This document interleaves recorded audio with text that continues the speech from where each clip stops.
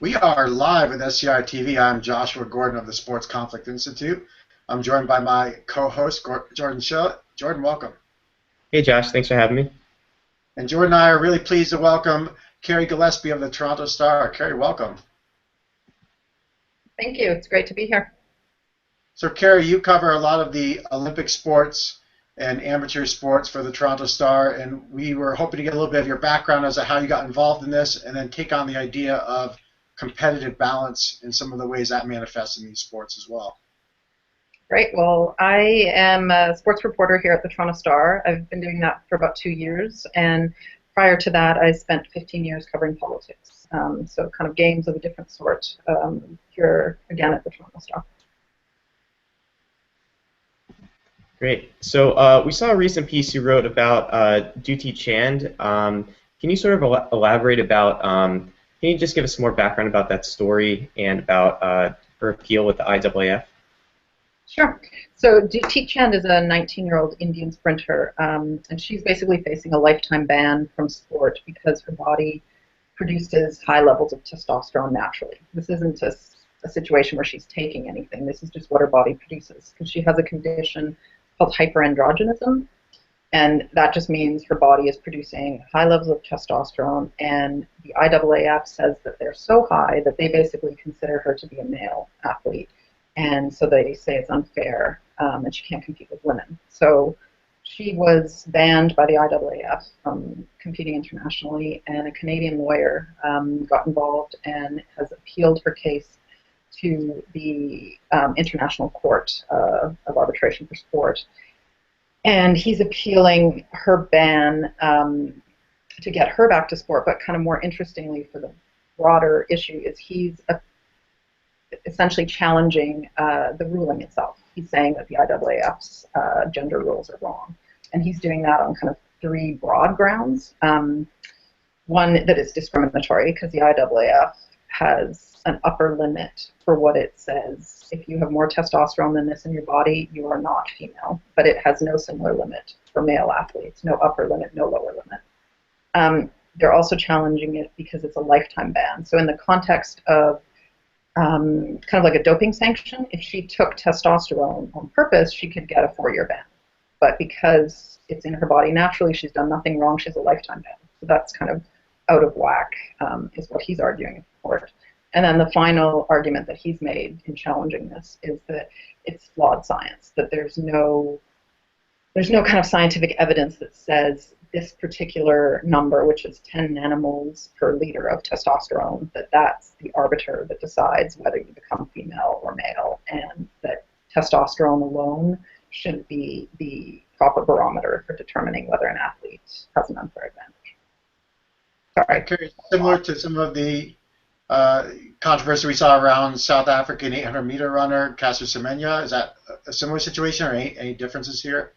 Yeah, it's quite similar. And what happened, this ruling that's now being challenged in the court, the IAAF came out with this in 2011, and this was their attempt to fix kind of the debacle that they had with Caster Semenya, where she was forced to undergo kind of gender testing back in 2009. And so they brought in this kind of policy which they thought was sort of more scientifically based, that would get them out of kind of awkward situations of trying to decide, who looks female, what is female. They tried to have a simple number that would make it, black and white. So I guess, like, is the IAAF sort of trying to cover itself and have like a more like preemptive process before things sort of get out of whack? Like, what is the advantage of the IAAF trying to, like,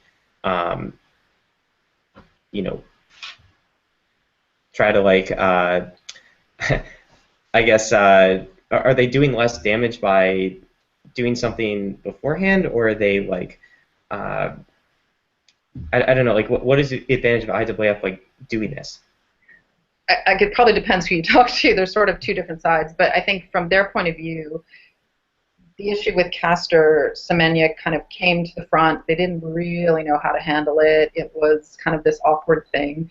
This dates back to, I don't know if you're have heard, but back in the 1960s, they essentially used to have what were called naked parades, where female athletes that looked a bit male were sometimes forced to strip, and officials essentially looked at them and decided whether they thought they were women or not. And so what they're trying to do is create a more scientifically based system so that you don't get into this kind of subjective, well, what's a woman, what's not a woman.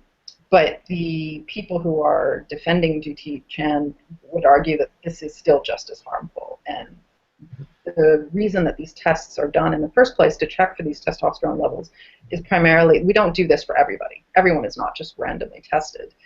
These are people who someone has complained about and said, I don't think that that's really a woman, and you should test her. So we're still back to that kind of thing where society is deciding what female athletes should look like, and when they fall outside of that box, then they're put through this kind of testing. So how do you level the playing field then? Like, you know, with the Paralympics has like a, you know, very sensitive, I guess, format with like how they arrange all the different events. You know, within each sport, they have like several different categories, sometimes up to 20 different categories. So like, what does like, you know, the Olympics, like, or the World Championships, what do they have to do to like level that playing field with gender? I'm not entirely sure they can level a playing field. I mean, we like the idea that we have. I mean, I think it's very complicated for athletics or any of these sports because generally we do compete still in sexes. There's men and there's women. There's a few events like sailing or equestrian where the sexes compete together. But we do divide people by sexes, so you do want some sort of reason for why you've divided that. But kind of human biology is just not that black and white. I mean, there is more gray out there than we think there is. But there's also this idea that just because somebody is, you know, determined to be male or female, that that's a level playing field. And I don't really think that's true. I mean, to some degree, all of our super elite athletes are phenomenal in some way or another. They all have genetic advantage. You know, like Michael Phelps has this enormously long torso. I talked to a wheelchair athlete the other day who's 5'3", but his arm span is 6'6". So I mean, he has the genetic advantage for his sport. And I think increasingly, the more we try to drill down into what athletes are made of, we're going to find that there's a lot more gray there than we think there are. So this whole level playing field, I think, is going to get more complicated, not less complicated.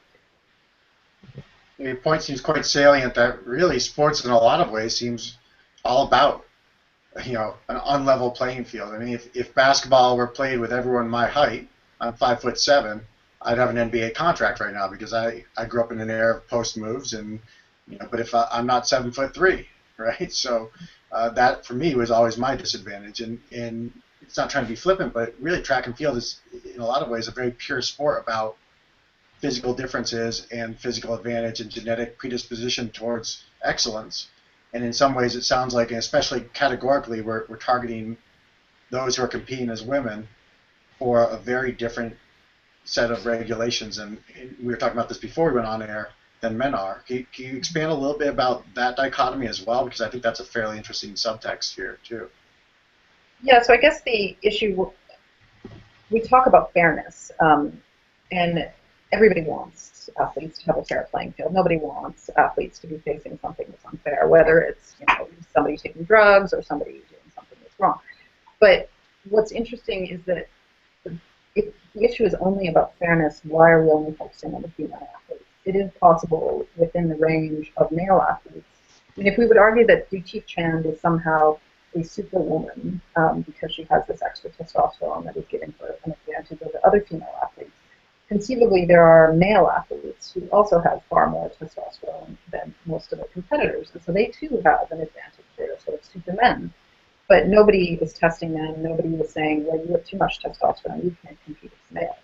So why are we focusing on the women? And I think it just goes back to kind of historical roots where we've done this in the past and we're just still looking for more kind of scientific ways to do it. But we still seem to be very focused on female athletes versus male athletes.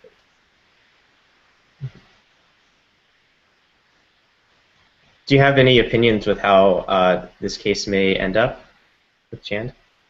Oh, I don't know. I mean, for starters, The court was held in March over 4 days, and it could be months before they come out with a ruling. In the meantime, they did rule that she was allowed to compete until the ruling came down. So she can compete at the Asian Athletics Championships in June.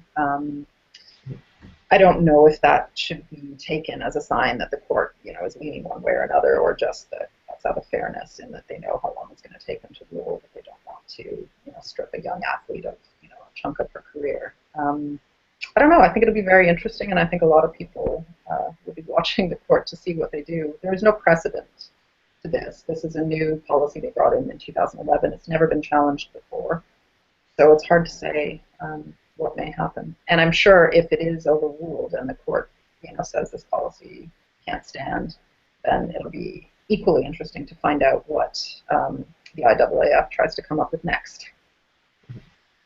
Yeah, this framework seems really challenging. That obviously, in concept, the idea of competitive balance or level playing fields it's an easy concept for us to absorb, but the practicalities of us as human competitors really bring some complexity to this. And when you start to put in sex and gender into the mix, it even gets further complicated. And so it does sound like the IAAF has their work cut out for them in trying to figure out something that feels fair to all as a evaluative system. I guess conceptually, you could do something like figure out upper range limits for males and females, and then if someone's over it, I guess you could do a therapeutic use exemption to lower it or something like that, right? But that's going to sure stymie some of the performance on the track. Yeah. I mean, in terms of the IAAF and your conversations there, are folks trying at all to back out of this whole thing, or are they committed to seeing this through to its natural completion? Yeah, at this point it's sort of before the courts, so nobody really talks much about it, but I certainly know they did put a fair bit of thought into it, and this was their best attempt to come up with a better policy. So they believe that it's the best policy that they can come up with at this point, and I imagine they would stick with it if the court lets them, and if not, then they'll have to think through how else to do it, because I don't believe they'll just say, fine, it doesn't matter.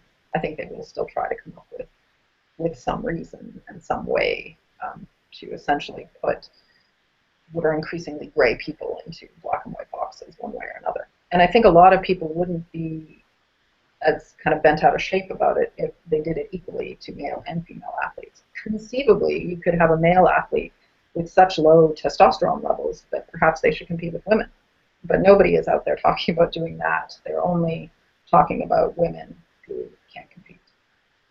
Yeah, and it's very interesting as to whether or not it's even scientifically valid to that be the marker for male or female competition, right? Yeah, that's one of the things that they talk a lot about, the Dutee Chand's defenders and some of the medical people that have commented on her case, is that there's no real proof. Testosterone is one element for, performance, but athletes are not just their testosterone, and they're not even just their genetics. I mean, it's based on so many other factors. Do they have access to good coaching? Do they have good nutrition? Do they have medical care? What kind of determination do they have? All of those factors come into play. But what this does is basically take the sum of an athlete's entire performance and say the only thing that matters is your testosterone level, which I think is just too simple an answer. Yeah, absolutely. How can our audience, as they want to continue to track this story and some of the other things that you write about, how can they follow you and some of the great work that you do? Well, we're the Toronto Star's Canada's largest newspaper, so we're on the web. I tweet out my stories, and you can find it through Google, email me, whatever. And your Twitter handle for those who want to follow? That would be at Kerry _Gillespie, I think. We'll cross-check that, and we'll post it up along with the video. Thank you so much for taking the time today to chat with Jordan and I. No worries. Thank you very much for having me.